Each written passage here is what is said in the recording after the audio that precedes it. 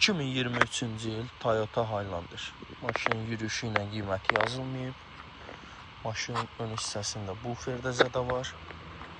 Bufer özü təmir olar. Kruloda belə bir də iki qapısında dəmirçi malyarlı iş var. Arxa kruloda, buferdə də belə bir zədəsi var. Arxa bir dənə stop ehtiyac var. Başqa maşının heç bir yerində zədəsi yoxdur. Burada da S-kraskalı iş var.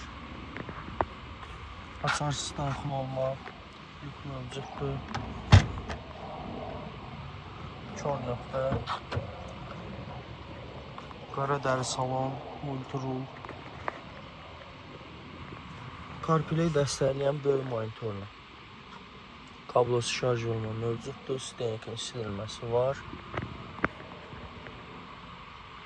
Başqa maşının bagajındadır. Zavod qara damlandı maşının salonu. Sterekin də elektron idarə olunması mövcuddur. Maşının salonu səliqəli və təmizdir. Buradan da VIN kodu qeyd edilir.